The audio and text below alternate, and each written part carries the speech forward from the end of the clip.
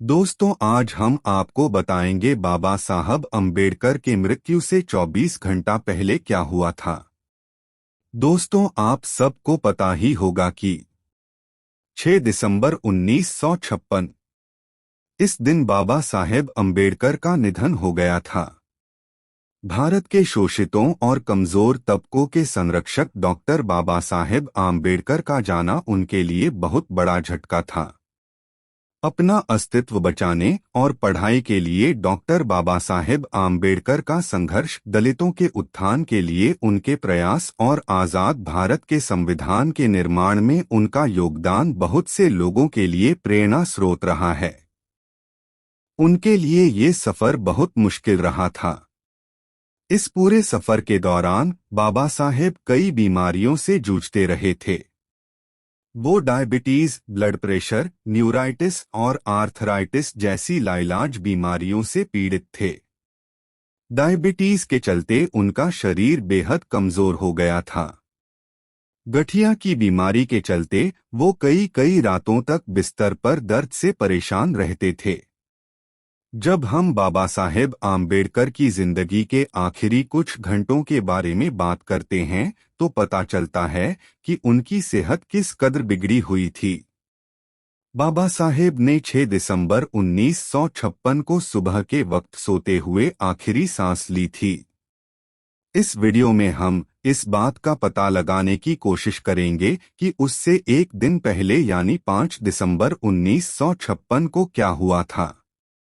उससे पहले हम उस आखिरी सार्वजनिक कार्यक्रम के बारे में समझने की कोशिश करेंगे जिसमें अपनी मौत से पहले बाबा साहेब ने शिरकत की थी। डॉक्टर बाबा साहेब आम्बेडकर का आखिरी सार्वजनिक कार्यक्रम राज्यसभा की कार्यवाही में शिरकत करने का था। नवंबर के आखिरी 3 हफ्तों के दौरान बाबा साहेब दिल्ली से बाहर थे। 12 नवंबर को वो पटना होते हुए काठमांडू के लिए रवाना हुए थे। 14 नवंबर को काठमांडू में विश्व धर्म संसद का आयोजन हुआ था। इस सम्मेलन का उद्घाटन नेपाल के राजा महेंद्र ने किया था। नेपाल के राजा ने बाबा साहेब से मंच पर अपने पास बैठने को कहा था। ऐसा पहले कभी नहीं हुआ था। इसी से बौद्ध धर्म में बाबा साहेब के कद का अंदाजा हो जाता है। काठमांडू में अलग अलग जगहों पर तमाम लोगों से मिलने के बाद बाबा साहेब बहुत थक गए थे। भीमराव आम्बेडकर की पत्नी सविता आम्बेडकर, जिन्हें माई साहेब आम्बेडकर के नाम से भी जाना जाता है, ने अपनी जीवनी डॉ आम्बेडकरांच्या सहवासात में इस बारे में विस्तार से लिखा है। माई साहेब के अनुसार भारत लौटते वक्त बाबा साहेब ने बौद्ध धर्म के तीर्थस्थलों का दौरा किया। वो नेपाल में महात्मा बुद्ध के जन्मस्थल लुम्बिनी गए। उन्होंने पटना में अशोक की मशहूर लाट भी देखी और बोध गया का दौरा भी किया। इस लंबे और थकाऊ दौरे के बाद जब बाबा साहेब 30 नवंबर को दिल्ली लौटे तो वो सफर की थकान से निढाल हो रहे थे। दिल्ली में संसद का शीतकालीन सत्र शुरू हो चुका था। हालांकि अपनी खराब सेहत के कारण बाबा साहेब इस सत्र में हिस्सा नहीं ले पा रहे थे। इसके बाद भी 4 दिसंबर को बाबा साहेब ने राज्यसभा की कार्यवाही में शामिल होने की जिद की। बाबा साहेब के साथ डॉक्टर मालवंकर भी थे। उन्होंने बाबा साहेब की सेहत जांची और कहा कि अगर बाबा साहेब संसद की कार्यवाही में शामिल होने चाहते हैं तो उन्हें कोई एतराज नहीं। 4 दिसंबर को बाबा साहेब संसद गए, राज्यसभा की कार्यवाही में हिस्सा लिया और दोपहर बाद लौट आए। लंच के बाद वो सो गए। ये बाबा साहेब का संसद का आखिरी दौरा था। मुंबई में धर्म परिवर्तन समारोह की योजना बनाना। माई साहेब आम्बेडकर ने अपनी जीवनी में लिखा है, राज्यसभा से लौटकर बाबा साहेब ने कुछ देर आराम किया। दोपहर बाद सविता आम्बेडकर, माई साहेब ने उन्हें जगाया और कॉफी पिलाई। 26 अलीपुर रोड के बंगले के लॉन में बैठकर बाबा साहेब और माई साहेब ने कुछ बातें की। उसी वक्त नानकचंद रत्तू वहां आ गए। 16 दिसंबर 1956 को मुंबई, उस वक्त बम्बई में धर्म परिवर्तन के एक समारोह का आयोजन होना था। मुंबई के नेता चाहते थे कि बाबा साहेब मुंबई में भी नागपुर जैसा ही धर्म परिवर्तन कार्यक्रम आयोजित करें। इस कार्यक्रम में बाबा साहेब और माई साहेब दोनों को शामिल होना था। आप सबको शायद यह बात पता होगी कि नानकचंद रत्तू कौन थे। नानकचंद रत्तू पंजाब के होशियारपुर जिले के रहने वाले थे। वो काम की तलाश में दिल्ली आए थे और यहाँ वो डॉक्टर बाबा साहेब आम्बेडकर से मिले। बाद में वो हमेशा बाबा साहेब के साये की तरह उनके साथ रहे। 1940 में नानकचंद ने बाबा साहेब के सचिव के तौर पर काम करना शुरू किया। बाबा साहेब की जिंदगी के आखिरी दिन यानी 6 दिसंबर 1956 तक नानकचंद उनके सचिव रहे थे। नानकचंद ने बाबा साहेब के लेखों को टाइप करने में भी मदद की थी। बाद में नानकचंद ने बाबा साहेब की याद में 2 किताबें भी लिखी थीं। नानकचंद रत्तू का जन्म 6 फरवरी 1922 को हुआ था। 5 सितंबर 2002 को 80 बरस की उम्र में उनका निधन हो गया था। बाबा साहेब ने रत्तू से 14 दिसंबर को मुंबई जाने के टिकट के बारे में पूछा ताकि वो मुंबई में होने वाले धर्म परिवर्तन के समारोह में शामिल हो सकें। माई साहेब की डॉ आम्बेडकरांच्या सहवासात जीवनी के अनुसार बाबा साहेब की खराब सेहत को देखते हुए उन्हें हवाई जहाज से मुंबई जाने की सलाह दी गई। उसके बाद बाबा साहेब ने नानकचंद रत्तू से कहा कि वो विमान से उनके मुंबई जाने की व्यवस्था करें। उसके बाद बाबा साहेब काफी देर तक नानकचंद रत्तू को बोलकर कुछ लिखवाते रहे। बाद में रात के करीब 11:30 बजे बाबा साहेब सोने चले गए और चूंकि रात बहुत हो चुकी थी तो नानकचंद रत्तू भी उनके बंगले में ही सो गए। बाबा साहेब की जिंदगी के आखिरी 24 घंटे। माई साहेब आखिरी वक्त तक बाबा साहेब के साथ ही थीं। उन्होंने अपनी जीवनी में उनके इस आखिरी वक्त के बारे बहुत ही विस्तार से लिखा है। निधन से एक दिन पहले यानी 5 दिसंबर को बाबा साहेब सुबह 8:30 बजे सोकर उठ गए थे। माई साहब चाय की ट्रे लेकर उनके कमरे में गईं और उन्हें जगाया। दोनों ने साथ ही चाय पी। इसी बीच नानकचंद रत्तू जो दफ्तर जाने वाले थे उनके पास आए। नानकचंद ने भी चाय पी और वो चले गए। माई साहेब ने बाबा साहेब को सुबह के रोजमर्रा के काम निपटाने में मदद की। उसके बाद वो उन्हें नाश्ते की टेबल पर ले आईं। उसके बाद तीनों लोगों यानी बाबा साहेब, माई साहेब और डॉक्टर मालवनकर ने साथ में नाश्ता किया और बंगले के बरामदे में बैठकर कुछ बातें कीं। बाबा साहेब ने अखबार पढ़े। उसके बाद माई साहब ने उन्हें दवाएं और इंजेक्शन दिए और फिर काम निपटाने रसोई में चली गईं। बाबा साहेब और डॉक्टर मालवनकर बरामदे में बैठकर बातें करते रहे। डॉक्टर मालवनकर कौन थे? डॉक्टर माधव मालवनकर मुंबई के एक मशहूर डॉक्टर थे। उनका क्लिनिक गिरगांव में था। वो फिजियोथेरेपी के माहिर डॉक्टर थे। डॉक्टर मालवनकर पूरी मुंबई में एक प्रतिष्ठित और विशेषज्ञ फिजियोथेरेपिस्ट के तौर पर मशहूर थे। वो डॉक्टर बाबा साहेब आम्बेडकर के डॉक्टर और दोस्त थे। अपनी मेडिकल की पढ़ाई पूरी करने के बाद माई साहेब डॉक्टर मालवनकर की सहायक और जूनियर डॉक्टर बन गई थीं। वहीं उनकी मुलाकात बाबा साहेब से हुई थी। 5 दिसंबर 1956 के दिन करीब 12:30 बजे माई साहेब ने बाबा साहेब को लंच करने के लिए बुलाया। उस वक्त बाबा साहेब लाइब्रेरी में बैठकर पढ़ लिख रहे थे। वो उस वक्त अपनी किताब द बुद्धा एंड हिज धम्मा की प्रस्तावना लिख रहे थे। माई साहेब के अनुसार बाबा साहेब को दोपहर का खाना खिलाया गया। खाना खाने के बाद बाबा साहेब सोने चले गए। दिल्ली में माई साहेब अपने घर की खरीदारी खुद करती थीं। बाबा साहेब के सोने के बाद वो खाने पीने का सामान और किताबें लाने बाजार चली गईं। माई साहेब खरीदारी करने के लिए उसी समय जाती थीं, जब बाबा साहेब या तो संसद चले जाते थे या फिर सो रहे होते थे। 5 दिसंबर को भी जब बाबा साहेब लंच लेकर सोने चले गए तो माई साहेब खरीदारी के लिए बाजार चली गईं। डॉक्टर मालवनकर 5 दिसंबर की रात को ही विमान से मुंबई जा रहे थे। वो भी मुंबई जाने से पहले अपने लिए कुछ सामान खरीदना चाह रहे थे। तो डॉक्टर मालवनकर भी माई साहेब के साथ खरीदारी के लिए बाजार चले गए। चूंकि बाबा साहेब सो रहे थे तो वो बिना बताए ही बाजार चले गए, जिससे उनकी नींद में खलल न पड़े। माई साहेब और डॉक्टर मालवनकर दोपहर को करीब 2:30 बजे बाजार गए थे और वो दोनों शाम लगभग 5:30 बजे बाजार से घर लौटे। उस वक्त बाबा साहेब बेहद गुस्से में थे। माई साहेब ने इस बात का जिक्र अपनी किताब डॉक आंबेडकरांच्या सहवासात में किया है। उन्होंने लिखा है, बाबा साहेब का गुस्सा होना कोई नई बात नहीं थी। अगर उनकी कोई किताब अपनी जगह पर नहीं मिलती थी या कलम कहीं और होता था तो बाबा साहेब गुस्से से भड़क उठते थे। अगर उनकी इच्छा के बगैर कोई छोटा सा काम भी हुआ या उम्मीद के मुताबिक न हुआ तो उनका पारा 7वें आसमान पर पहुंच जाता था।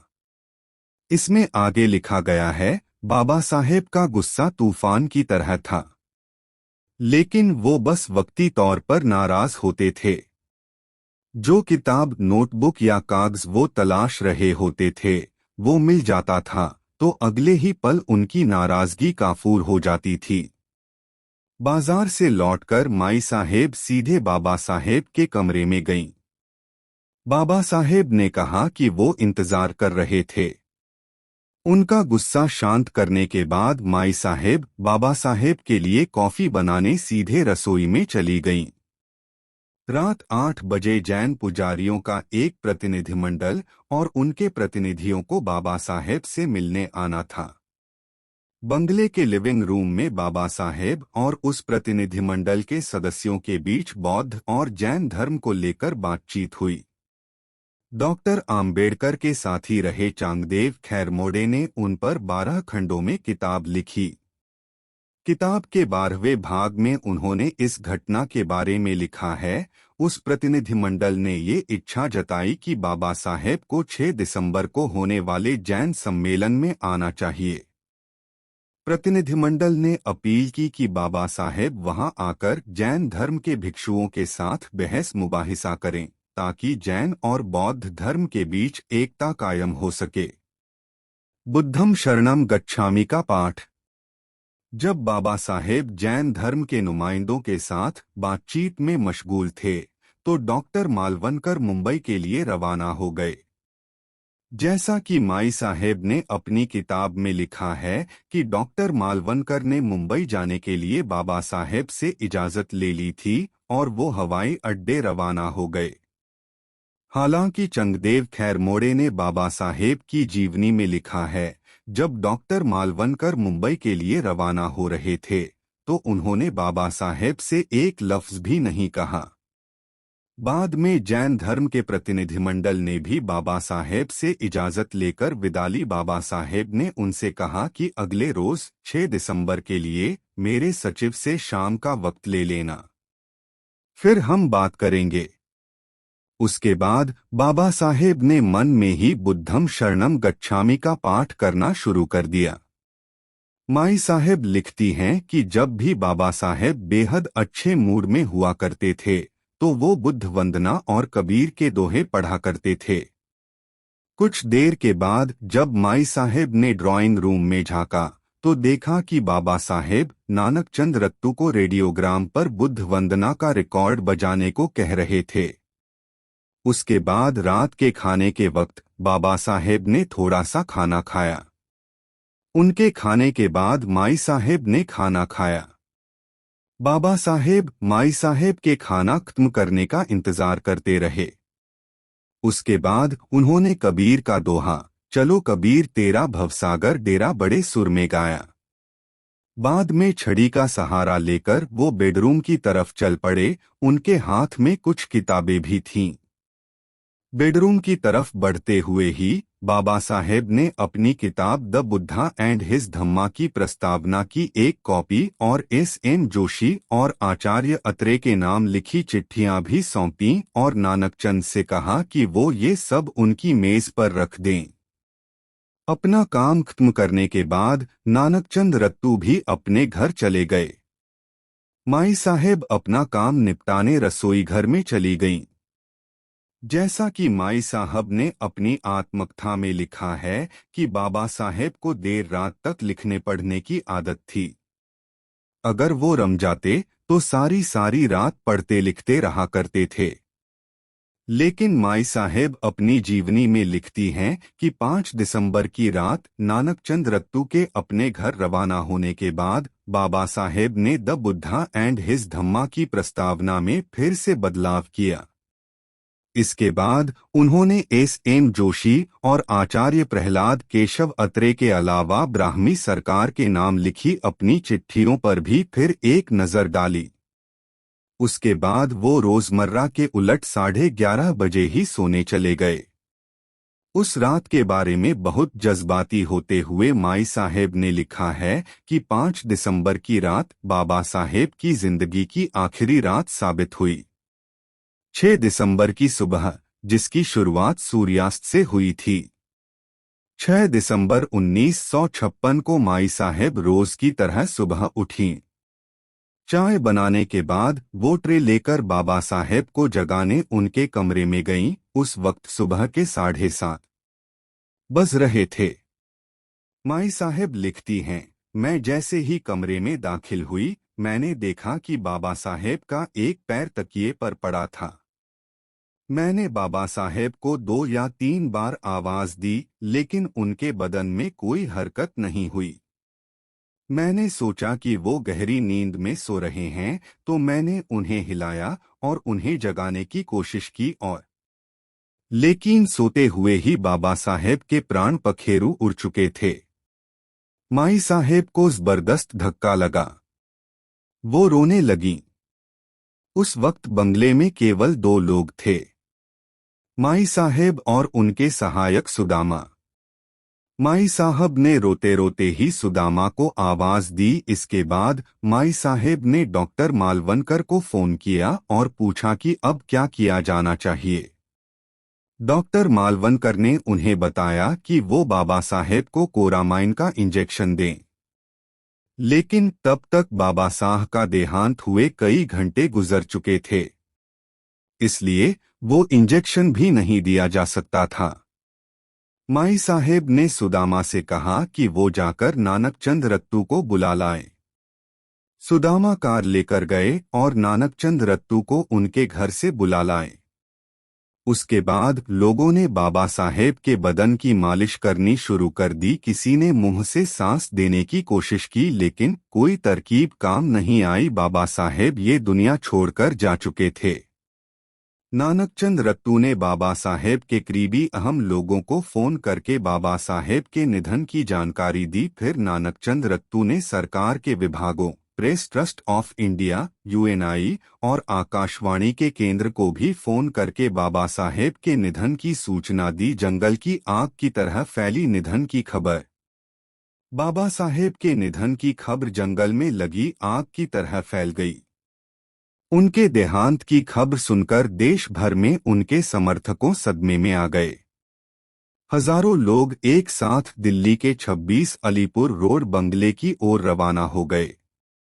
चंगदेव खैर मोड़े अपनी आत्मकथा में लिखते हैं, माई साहेब जिद कर रही थीं कि बाबा साहेब का अंतिम संस्कार सारनाथ में किया जाए। हालांकि अपनी आत्मकथा में माई साहेब ने लिखा है कि उन्होंने बाबा साहेब का अंतिम संस्कार मुंबई में करने के लिए कहा था, लेकिन बाद में यही तय हुआ कि बाबा साहेब का अंतिम संस्कार मुंबई में किया जाए।